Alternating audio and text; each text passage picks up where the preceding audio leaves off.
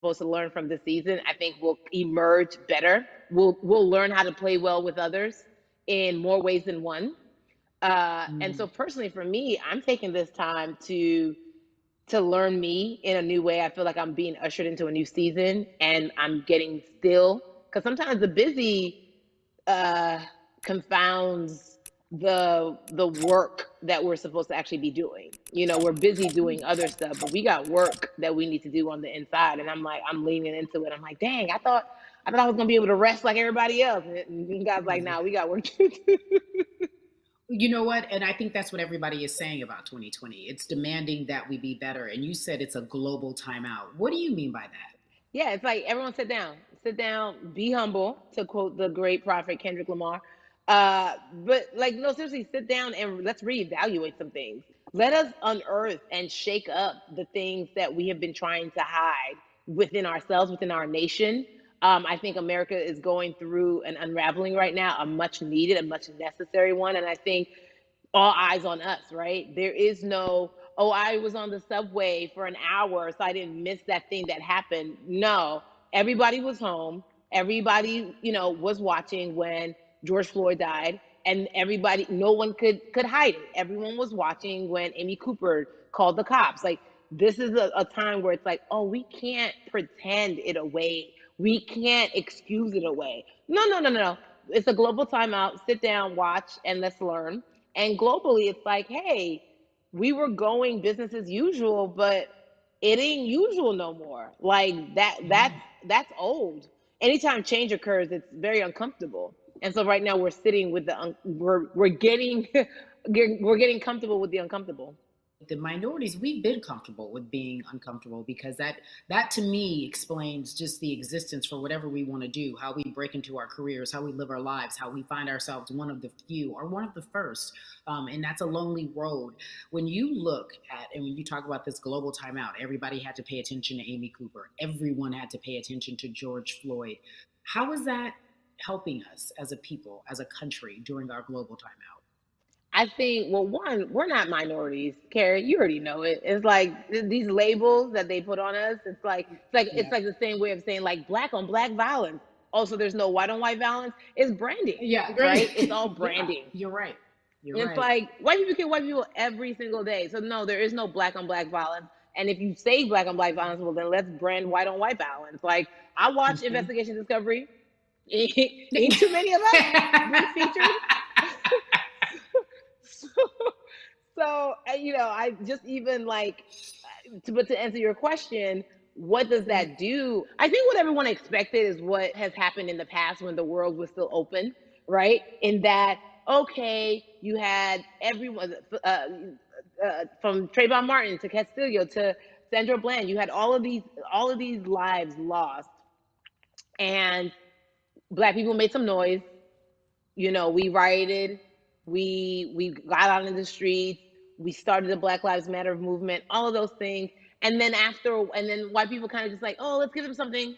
And then it's just like, is it over? It's like Oscars so black. Okay, okay, good. We gave some Oscars. Are we good now? Like, are we even? Mhm. And it's now it's just Mhm. like, oh no, no, no, no, no. This is not about like a band-aid.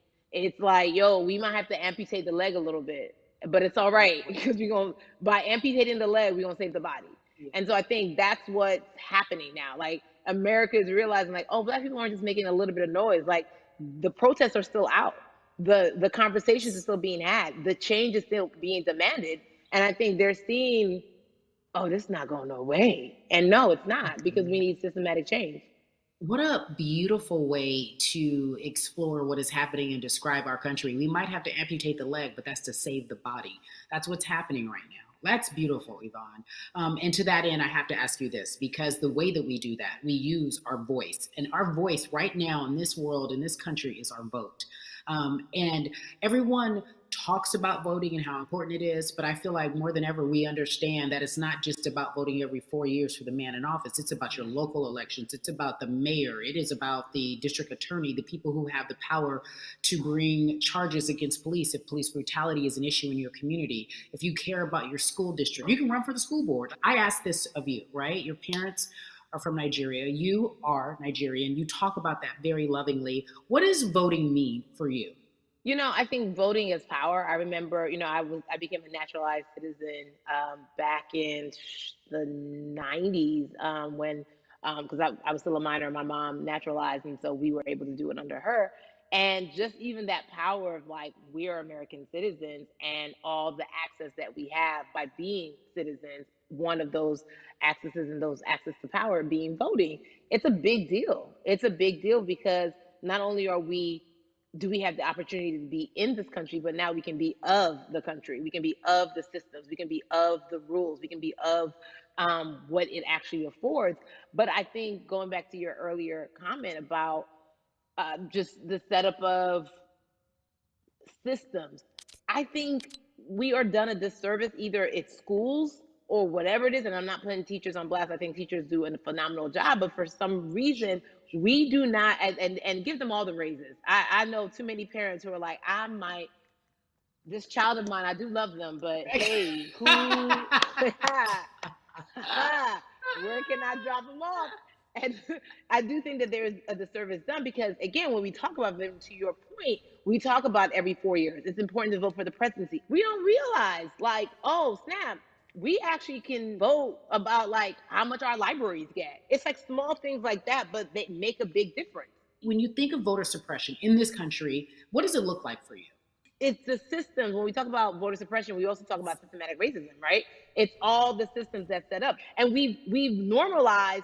Okay, maybe your job will give you a half day, or maybe you'll be able to get this luxury. It shouldn't be a luxury. It should be built into the system. It should be built into the fabric of how we vote.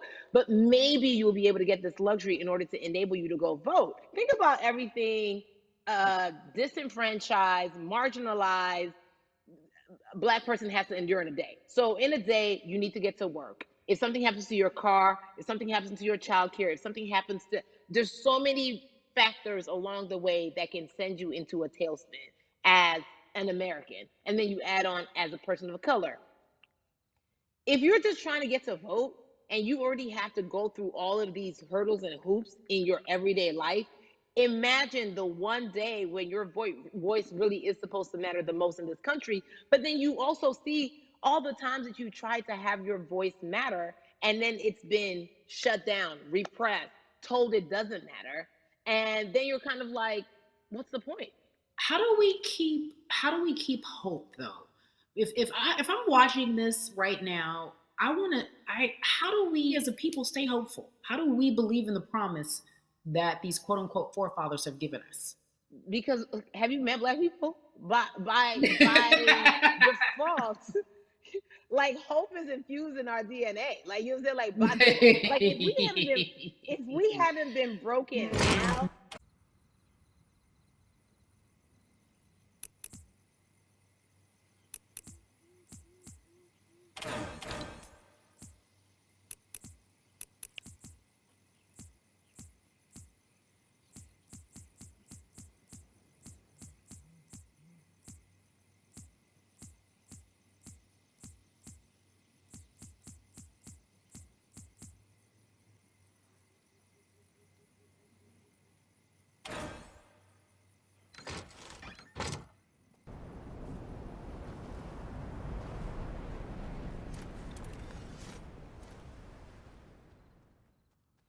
I'm shaking it right now. Can't stop, won't stop.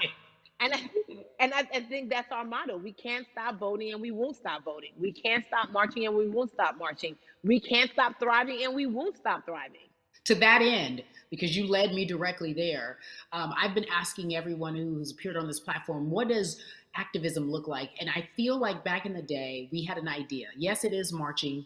Yes, it Yeah. is protesting. Yes, it is speaking out against things that we feel are not right or unjust. But talk to me about what activism looks like for Yvonne Orji. Listen, activism, I think the beauty of activism is that it has many faces, right? You're going to have the people on the front lines. Like, you know what? Martin Luther King marched, but there were a lot of women who were in the homes like, hey, BT Dubs, when they come back, this is how we support all the people who are marching on the front lines. And we're going to be here doing what we know to do best here. And you know what? Somebody needs to bail them out of jail so now we need to be in the community, getting money or whatever it is. So it's like everybody has a position to play. And so play your position like a shortstop, bruh. So whoever you are and whatever you do, play your position. So activism could look like, you know what, I'm not the one that's built to be on the front line, but you know what, my pockets go deep, so I'm gonna support the people on the front line. I'm a comedian. Black joy is a form of activism. There's always a call for entertainers or celebrities that have the platform to do something. Why aren't you speaking out? I'm not a believer in thinking that it's mandatory. Like you said, everyone can be an activist and be activated in different ways. But talk to me about the connection. Talk to me about the marginalization in your world and how you feel like it even inspires you to say more and use your platform to do more. Beneath the surface of what we do, like Niecy Nash says, it's the who, right? The who is the person who's going to be like, hey, let me call this out. Either blind racism in terms of overt racism, in terms of ways that we can be better, in terms of ways that we can actually be more uplifting to the community that you may not even realize that you're serving. Before I let you go, talk to me about the urgency, in your opinion, for people to vote, our people to get out and vote this coming election. Yeah, I mean, guys, guys, guys, if you think you're tired now, I'm telling you right now, we cannot take this sitting down. We can't take this jokingly. I understand that it may be hard to figure out who to vote for, but at the end of the day, we got to vote for our families. We got to vote for our legacies. We got to vote for continued progress. We have to vote for upward mobility. We have to vote for equality in a way that is long lasting. And if we succeeded before, we can do it again. You talk about the whole. This is the time. This is not the time to give up. This is not the time to pretend a way that we haven't made progress. We have. There's still much more to be done. And you know what? We might have to get to a point where we pass the baton to our children and our children's children, but we still have work to do now for that generation. Yvonne Orji, you are everything. You are Molly, but you are not Molly, but I love you so much as Molly on HBO's Insecure. You are an amazing podcaster, Jesus and Joloff. Shout out to Lovey. And then we also have movies. Like you, The World, you're a model, a cover model. Also, wait, don't let me forget your hugely successful stand-up comedy special on HBO. Girl, you're doing it all. And I am so grateful. You're truly the dream, not just the American dream. You're the black girl, brown girl, do it all dream, the immigrant dream, everything. You're a beautiful, beautiful soul. I really, really mean that from the bottom of my heart. Yvonne Orji, ladies and gentlemen, nothing but the best and excellence personified. Thank you so much, my friend. I love you so much, Mama. Mwah.